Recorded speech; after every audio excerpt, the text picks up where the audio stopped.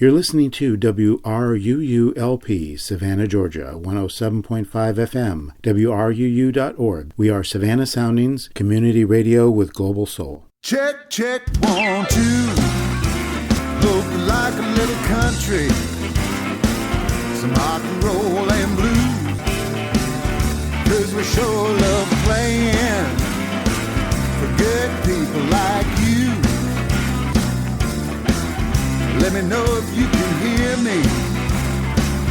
Check, check, 1, 2. Welcome to Music Local and Sustainable, the radio show that features discussions with and the music of local musicians. I am your host, Dave Lake. Tonight we are talking with the local singer, Rebecca Flaherty. You will see Rebecca singing opera, as a soloist in choral works, and with show tunes, and maybe even a little Edith Piaf. Welcome, Rebecca Flaherty. Thanks for having me, Dave.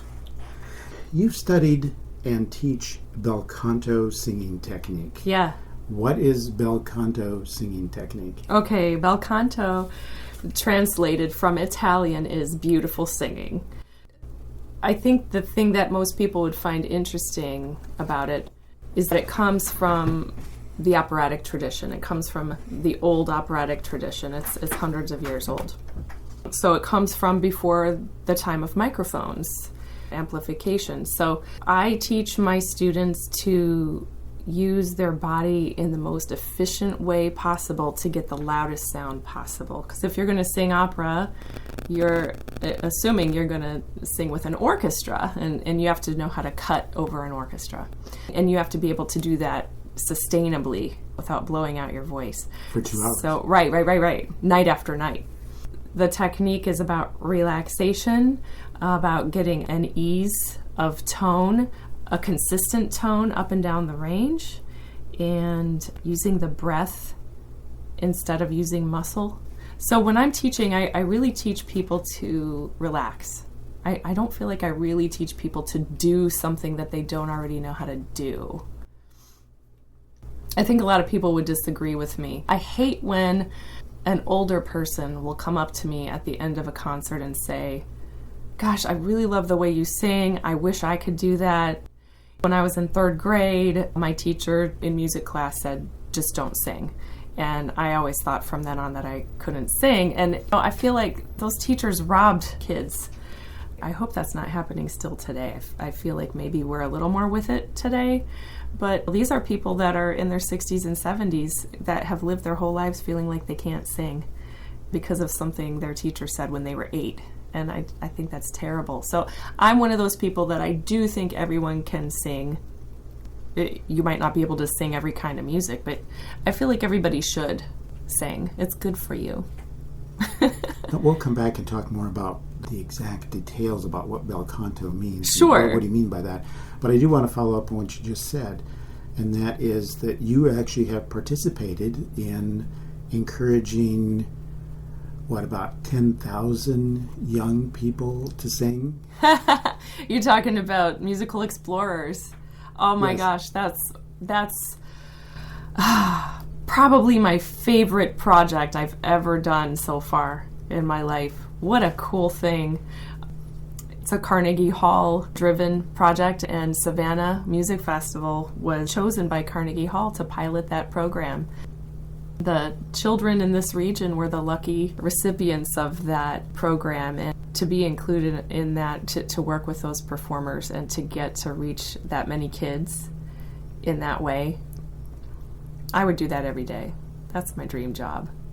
The Musical Explorers program is a 3-year-long program where every semester the students are exposed to 3 types of music, 3 Right. distinctly different types of music. And then they do that twice in their kindergarten, twice in 1st grade, and twice in 2nd grade. Right. To get exposed to, as it turns out, 18 forms of music. I know I was joking with the director of that for the Savannah Music Festival, Jenny Woodruff, and was saying that they were going to have to start making up forms of music after about 16, because I could only think of 16. But I'm sure they'll come up with something. But there were ones that, for instance, the most recent one had West African music. And Yeah. so I didn't think necessarily that in that context. The whole thought is that they're focusing on forms of music that you will hear around here. Yes.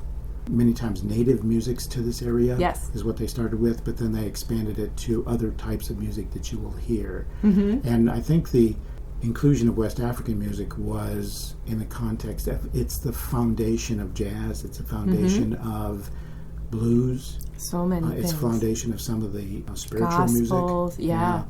And so, On and on. yeah, I think that's why that was included, Yeah. even though it's not typically heard here.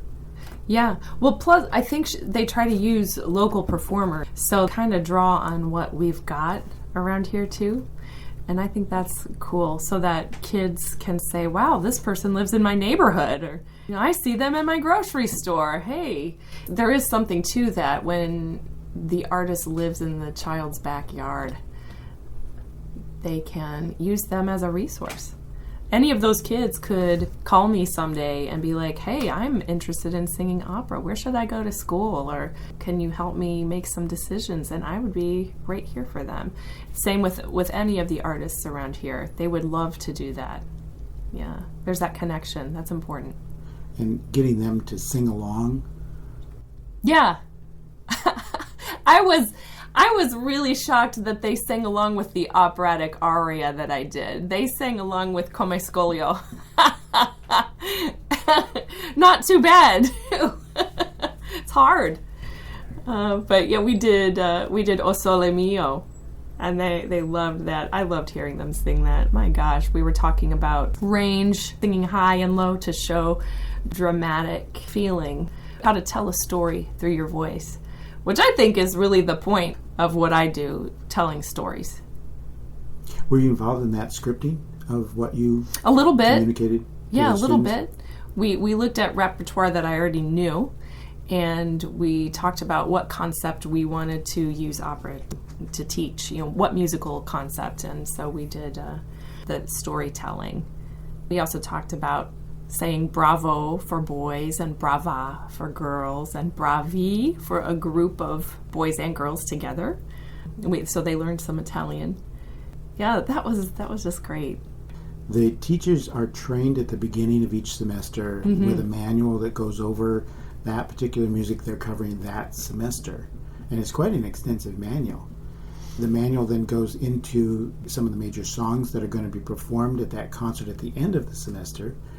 And it allows then the teacher to work with the students throughout the semester on the elements of what's going to be presented at the end. So the students are really familiar with that music at the end. Yeah. And to me, it's really wonderful to have them exposed to this many different forms of music in that level of detail. Yeah. At this age. Yes. Kindergarten, first grade, and second grade. Yeah. And they get to write their own songs, and the teachers can get as creative as they want to with that curriculum and tie in social studies lessons, and they can tie in math. You can tie in science to that. All kinds of ways to do the cross-discipline learning. So I think the arts are important in that too.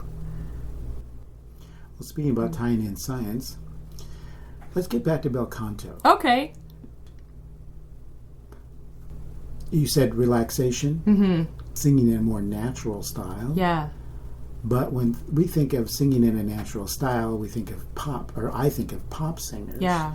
Which is not bel canto. It's not. And so what is the anatomy of the singing that is bel canto? How does that change the way someone approaches using their voice? Okay, well, first let's talk about the pop music thing. I didn't start studying bel canto until I was around 19. So I remember learning all this. And I would have agreed with you about that pop music thing. When I walked in for my first lesson, my teacher said, let's talk about your technique. What do you do? And I thought, I take a breath and I sing. The end. But the funny thing is, when we listen to people on the radio, we try to imitate what they do. Maybe we don't realize it, but we try to control our sound to sound like that. And those sounds have been produced. They've been run through auto-tuners. They've been amplified. Those are things that we can't do naturally. We can't get that sound naturally. So what I do is I help people find their raw sound. It's a very uncultivated sound. So to do that, I have my students make a sound that we have to make a lot of weird sounds that are a little embarrassing for some people. So I'll say, imagine that you're on a swing set and you're just having a good old time and you want to say, wee!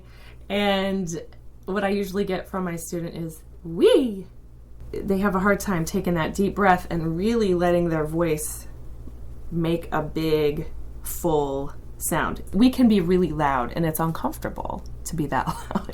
It's scary to be that loud sometimes. When I say uncomfortable, I mean socially uncomfortable. It feels really good physically to do it. If we can just come from this place of joy and spontaneity when we take our breath, yee, woo! See, there's no vibrato on that. I'm not making any weird shapes with the back of my throat. I'm trying to direct my sound forward. We have these sinus cavities up here, so that's our microphone. So I have to direct the sound forward instead of going yee, backwards.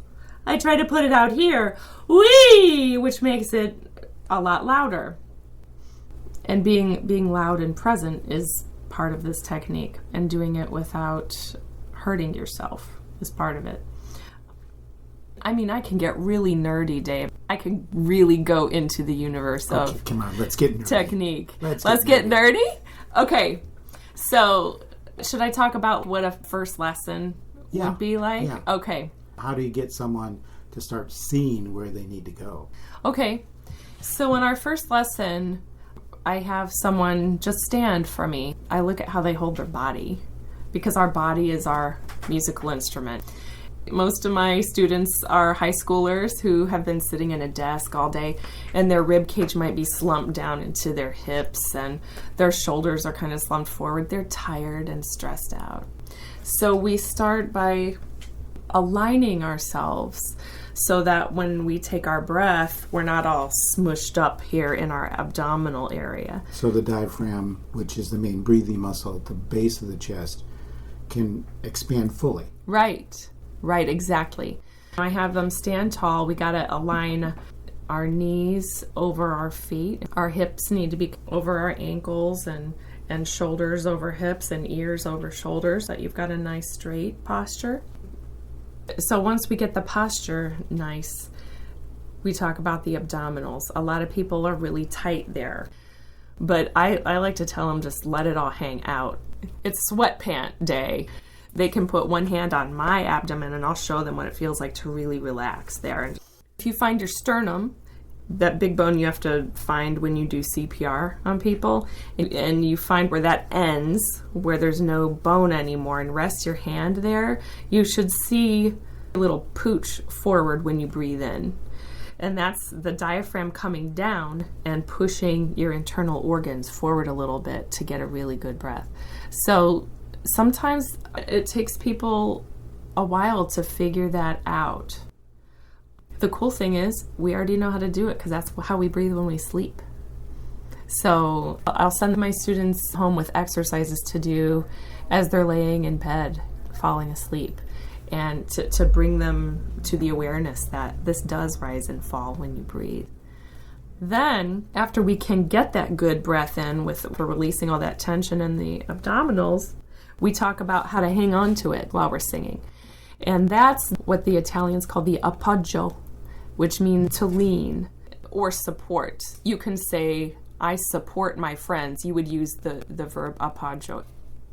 But in this case, you're taking a breath, you lean on that pressure that you've created. So it's sort of like when you blow bubbles. And you take that breath in, and then as you're blowing out, you have to budget the air coming out. You don't just go and blow it all out at once. Your bubbles are going to go. So to make a nice round bubble, you can feel your intercostal muscles working to blow out just enough air. Or like if you play the flute or you're blowing across a pop bottle or something to make a sound, you are budgeting the air coming out. So coordinating that with singing so that the pitch rides on top of the breath. It's like surfing on the breath as it comes out. That's a big moment when people realize that. I think people think that breath and pitch are the same thing, and they're not. The breath should keep coming out like water out of a hose, and then you're making your words and keeping that tone floating on top of that air that's constantly streaming out. So once you get that going, you're almost there. Then it's a case of resonance, and then you play with diction and soft palate things. And again, we can get really nerdy. We could go on and on. The other thing is talking about the soft palate, right? And controlling the soft palate in terms of elevating the soft palate, absolutely, versus the depressed soft palate that you see in common singing. Right. Elevating the soft palate to get more of a acoustic reverberation inside the pharynx. Right. Yes. Well, and in these sinuses. Cavities.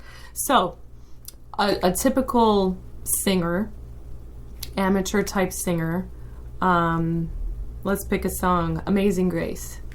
They would sing, Amazing Grace, how sweet the sound. But my palate is relatively low for that.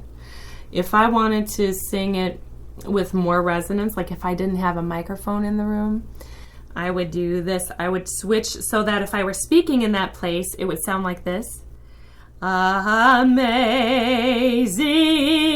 grace, how sweet the sound. And I don't know what that did to your levels, but I'm guessing that one was louder than the first one I did.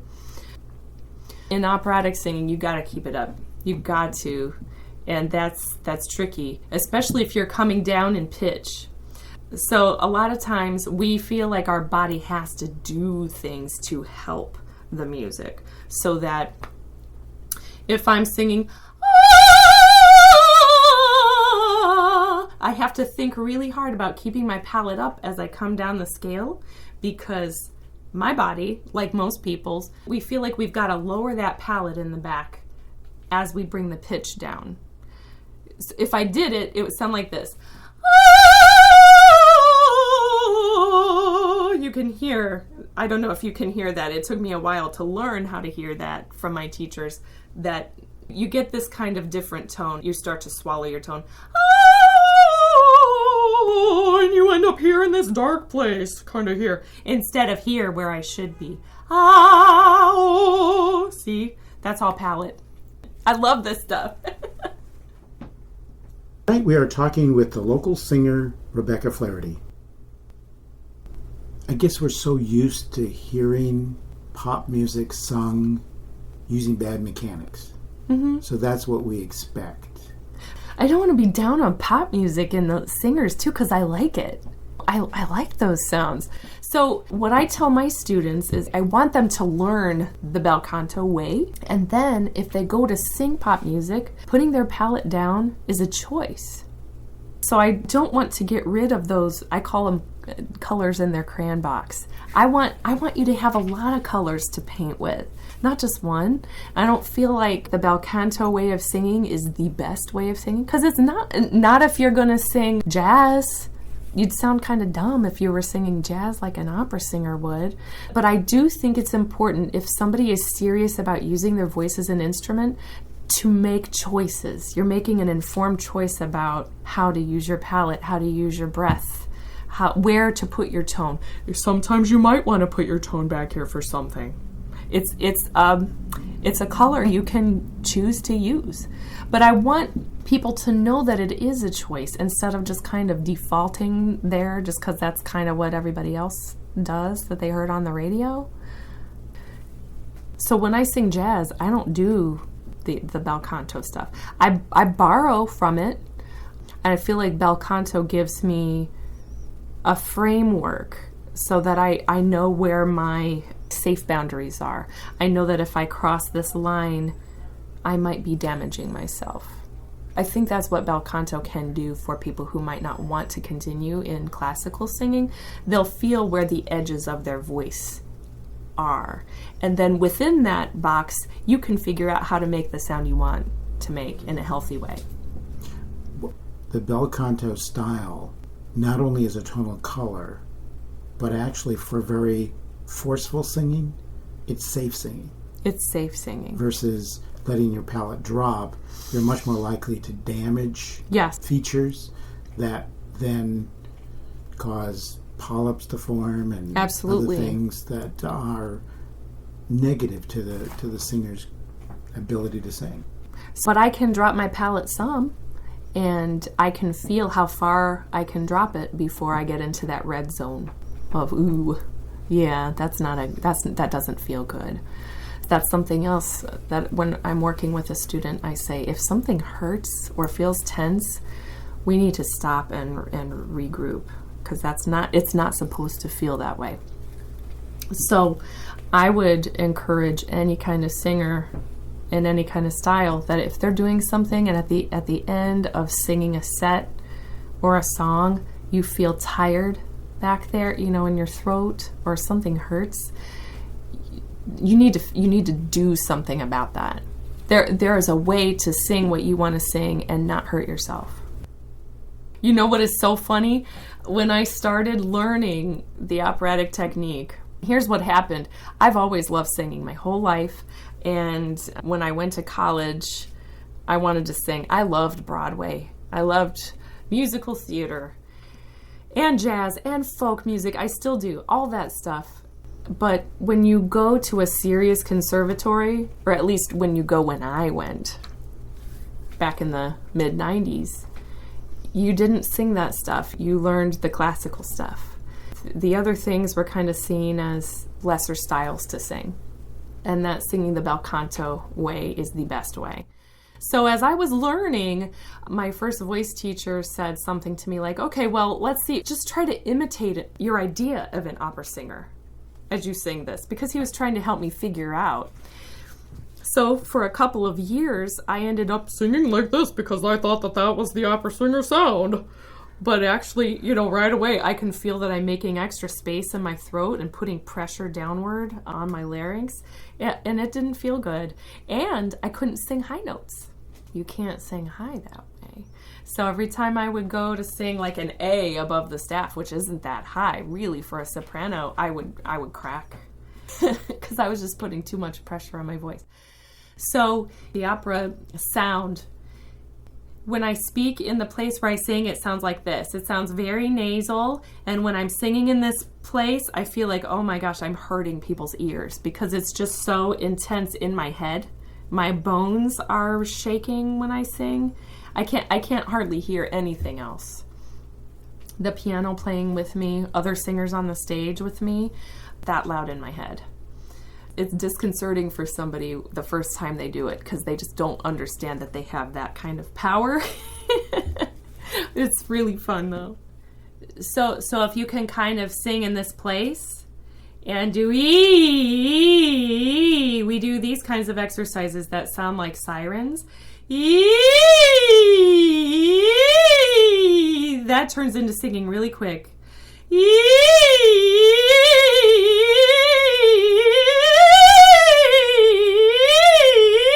There's almost no difference in my body between the sirening and the singing part. So it feels very open. It doesn't feel like I'm trying to do something. And I think a lot of people, when they first come into learning technical singing, they feel like they have to work at it and do something. And I feel like the mindset is very Eastern, where the more you let go, the better you are. You have to get out of your own way. So it's that easy. When I realized in like my 5th year of voice lessons that it was just that, I wanted to go punch something because I'd been working so hard to get it. It's, once you realize it's that one thing you have to do, then that's the brilliance of teaching.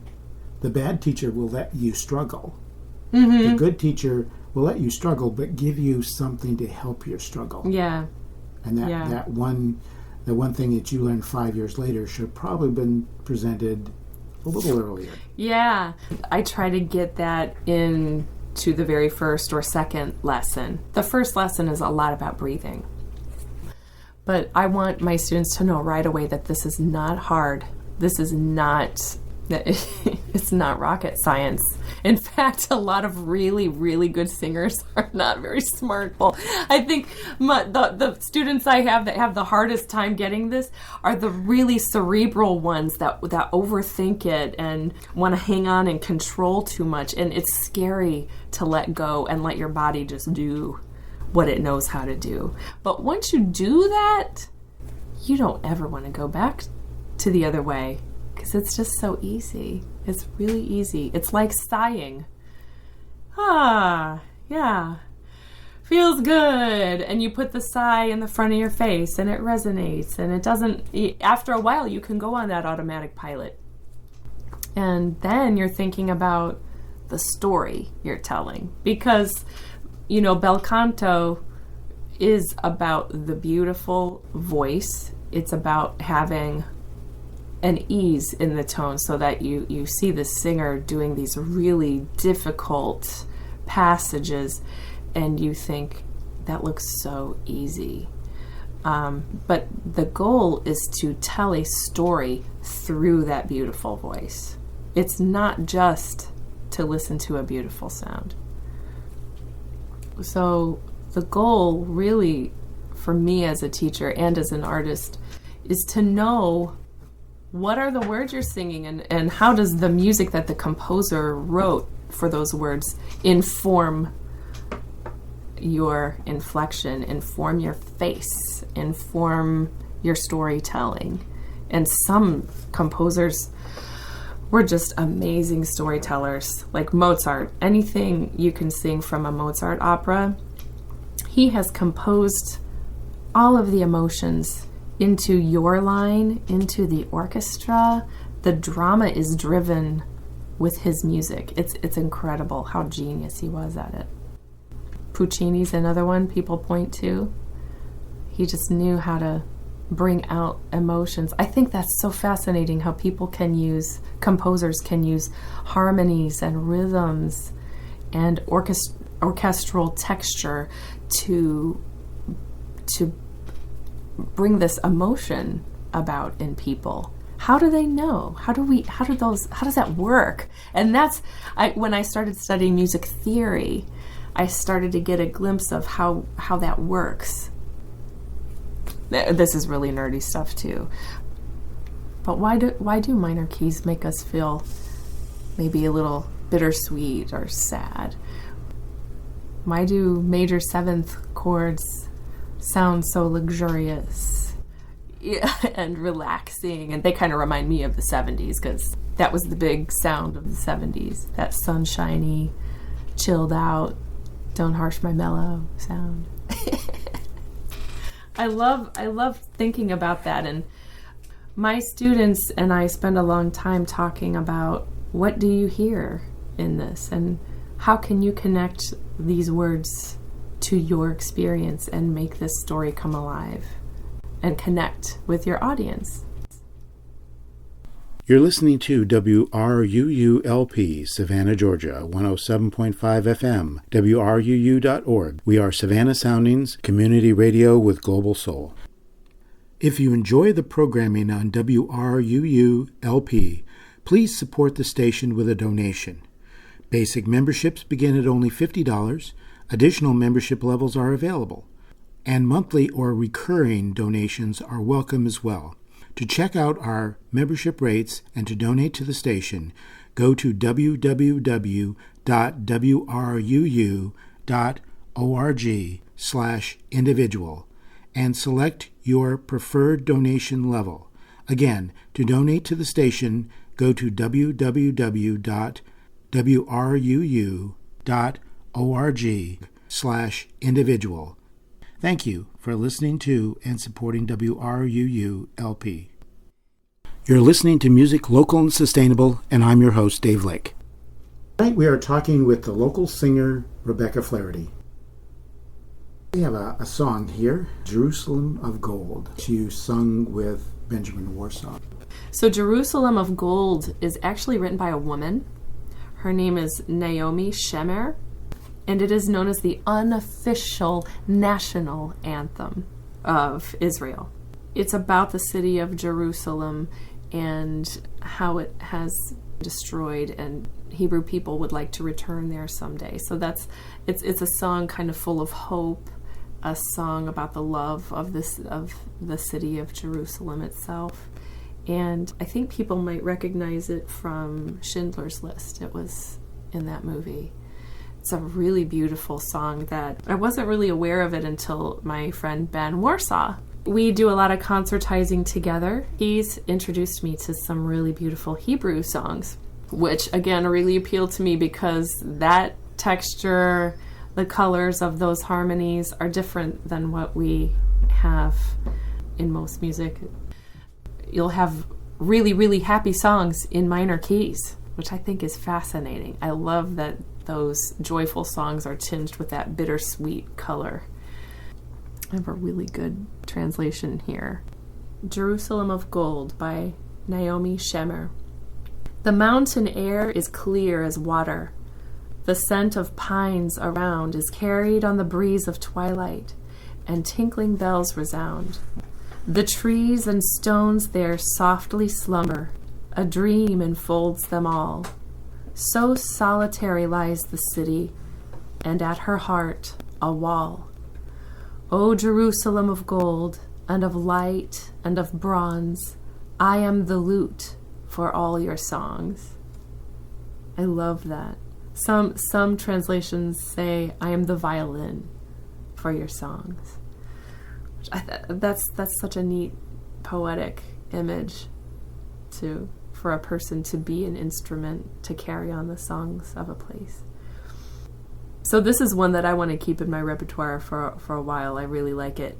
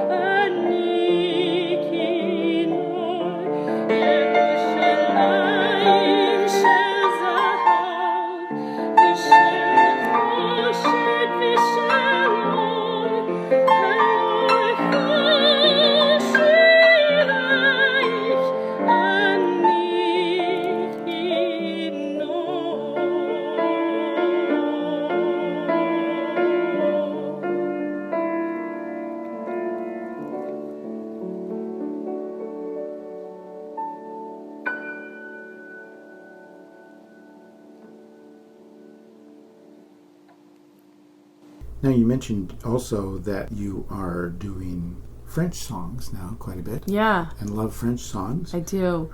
One of them is Sous le ciel de Paris. Right. Under the Paris skies. Now, is that considered an art song? No. Or more popular It's song? more popular. See, this is where we're putting things in categories. No, it's not going to be found in an art song anthology anywhere. But I feel like if you've got lyrics that are really poetic and they're set to music that is fairly virtuosic, it's an art song. But then you have art songs that the poems aren't that great and the music isn't so difficult, and they're still called an art song. Just like some operas are called an opera, but they're not really an opera. But you still have art songs being written today. So, you know what I mean? It's sometimes it's the composer. If it's being written by a Poulenc, it's an art song. Right. If it's written by Paul McCartney, it isn't. Yeah, but see, Paul McCartney can write some pretty interesting stuff. Sous le ciel de Paris is under the Parisian sky. Beneath the Parisian sky, a song flutters away. It was born today in a young man's heart. Beneath the Parisian sky, lovers walk about, their happiness built upon a tune made just for them. Beneath the Pont de Bercy, there's a seated philosopher, 2 musicians, and a few onlookers.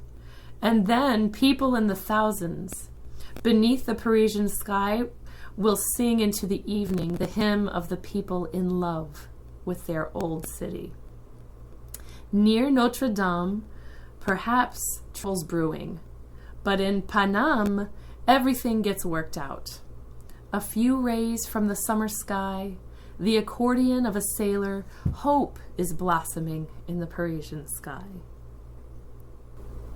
And then, in this recording, we cut some of the song because it goes on and on, it's very long.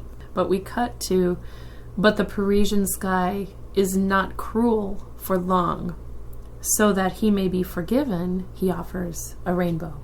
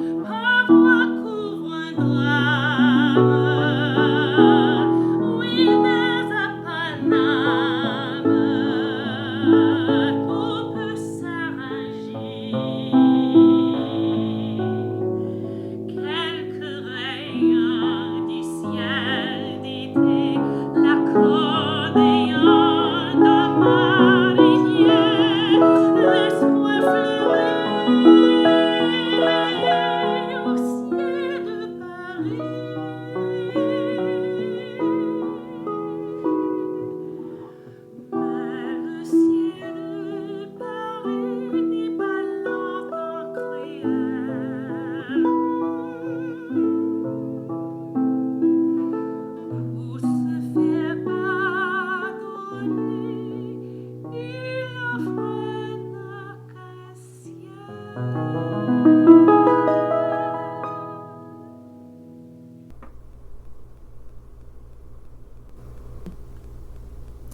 a lot of French music that I sing, the poetry has to do with place and the feelings that being in a place can evoke, the flavor of the place.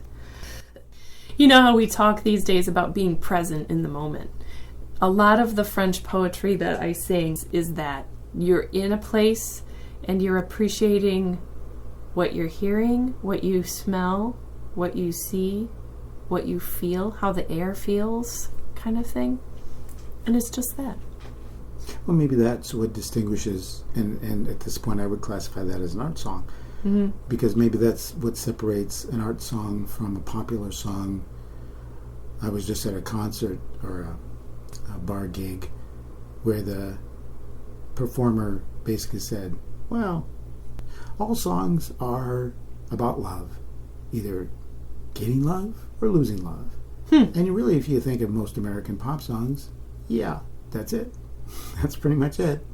You're either losing love, you're gaining love, or you're wondering where love is. Mm-hmm.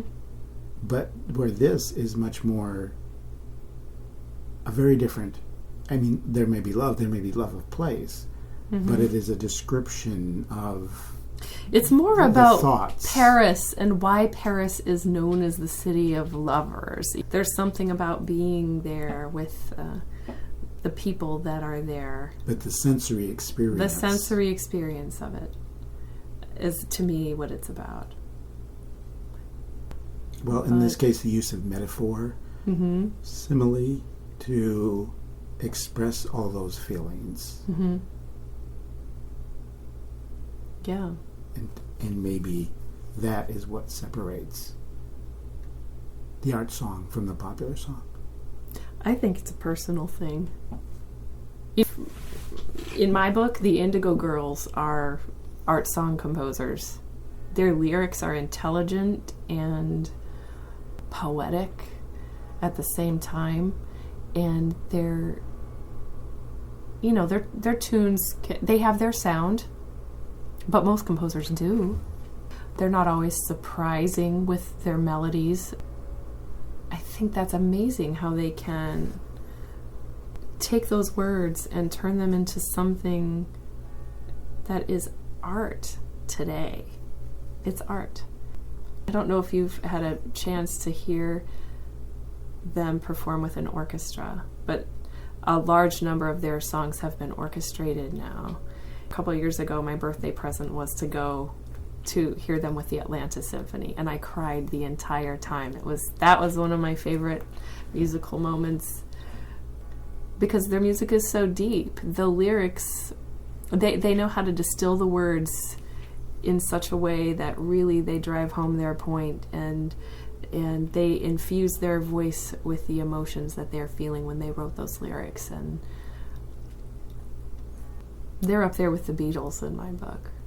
Is there a particular song or songs that reflect that? So many. There's one called Galileo, where it talks about Galileo being killed for wanting to know the truth. And it's about reincarnation. The chorus is, how long till my soul gets it right? For any human being to reach that kind of light, I call on the resting soul of Galileo, king of night vision, king of insight. Or there's a song called Closer to Fine. The less I seek my source for some definitive, the closer I am to fine. And I love that they're from Georgia. They've got this kind of Southern philosophy that they've put into these songs. I just love. If anybody hasn't heard of the Indigo Girls, they need to go out right now and listen to the best of. That's good stuff. That's like going to church.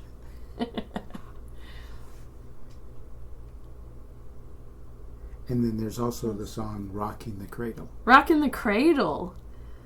Yeah. The first time I heard Rockin' the Cradle, a group called Sheltori and it's harp and voice. It's a song about a man that was left to babysit his wife's baby.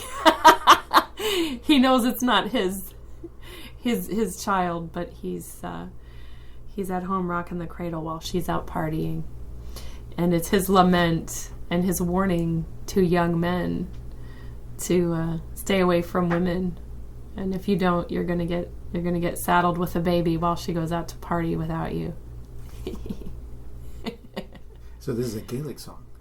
Well, it's a traditional Irish song. I'm not sure if it was originally in Gaelic and got translated. I think it was originally in English. That's what my guess is.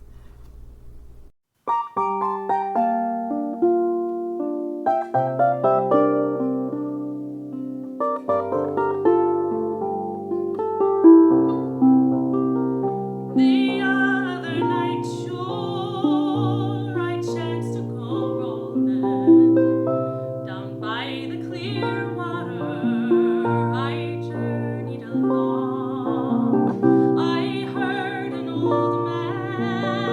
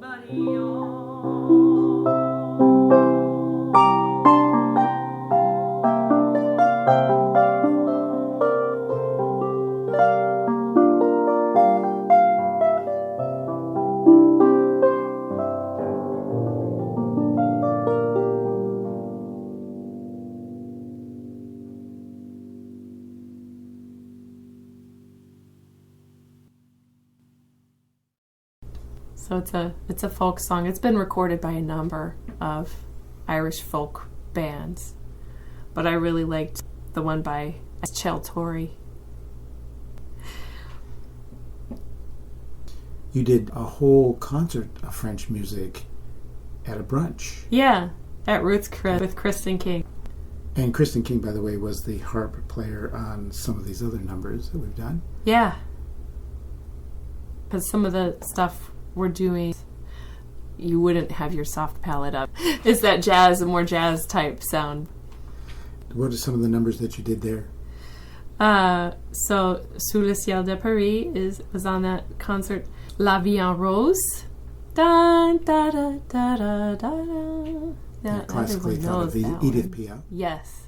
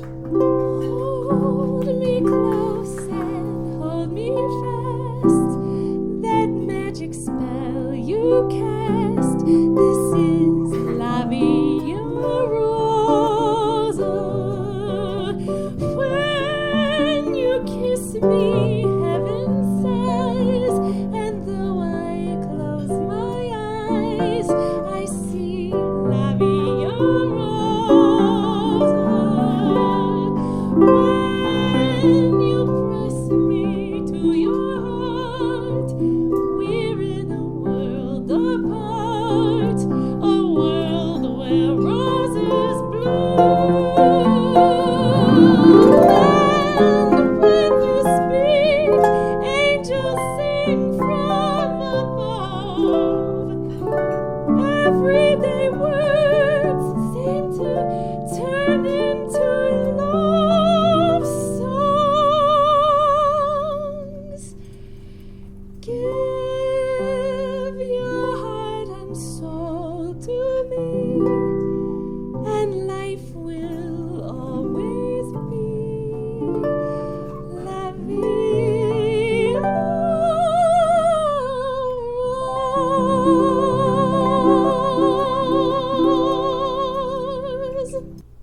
another Edith Piaf tune called Padam Padam.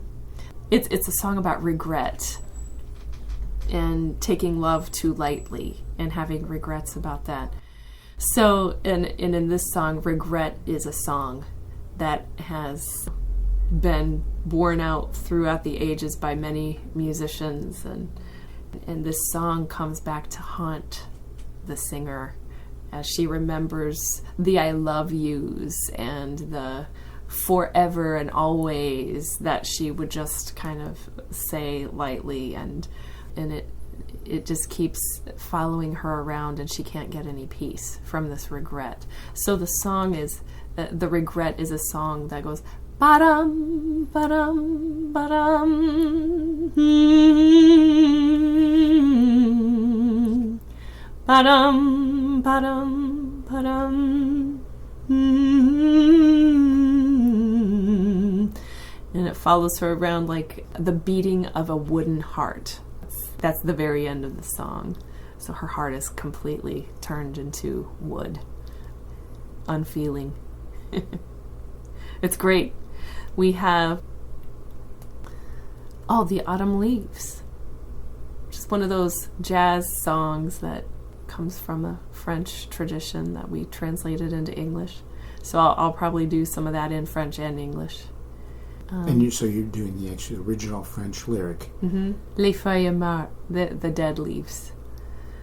Rather than the version that more people are familiar with, that is the Johnny Mercer version. Mm-hmm. The autumn leaves. I'll sing it in English too. Okay. Well, but you will sing it in English using the Johnny Mercer. Yeah, the Johnny Mercer English. And, I mean, the tune is the same. And then we'll do the French words too. I'm trying to think. Oh, we've got one, C'est si bon. That's a lot of fun. And Kristen's going to play a couple things on the harp. She's got Forêts Pavane and Clair de Lune by Debussy. She had one other thing. Oh, the Offenbach duet, the Barcarolle. She's playing that on the harp, and I'm going to sing it. It's just me. There's nobody else to do the duet with, but it lends itself well to solo singing too. Yeah, I feel like I'm forgetting one or two things that we did. Will you announce each work before you do it? Oh yeah, I will, and I'll talk about the translation too, because I think that's important for people to know. You don't get as much out of a thing unless you know. So, for instance, the Padam Padam song, I'll talk about what that is so that when it comes around, people will get it. I don't like listening to things that I don't know what they mean. So I sit with scores a lot, or translations, librettos a lot, and that makes the whole experience more fun. Tonight we've been talking with local singer Rebecca Flaherty. As you've learned from our experience with her, she is much more than just an opera singer, singing so many different types of music. Thank you so much for coming, Rebecca Flaherty. Oh, it was my pleasure. Thank you for letting me come and talk your ear off and be musically nerdy. I don't get to do that very often. Thank you. I just want to let you know that we had such a wonderful conversation with Rebecca Flaherty that I wanted to share it with you. And so, we'll be doing a second show with her in a few weeks. This has been another edition of Music Local and Sustainable, and I've been your host, Dave Lake. Save this time for another show next week. Well, I know we ain't headed for the Hall of Fame. Gonna give it what we got, man, that ain't no shame. Let me know if you can hear me. Check, check, 1, 2. Let me know if you can hear me. Check, check, 1, 2.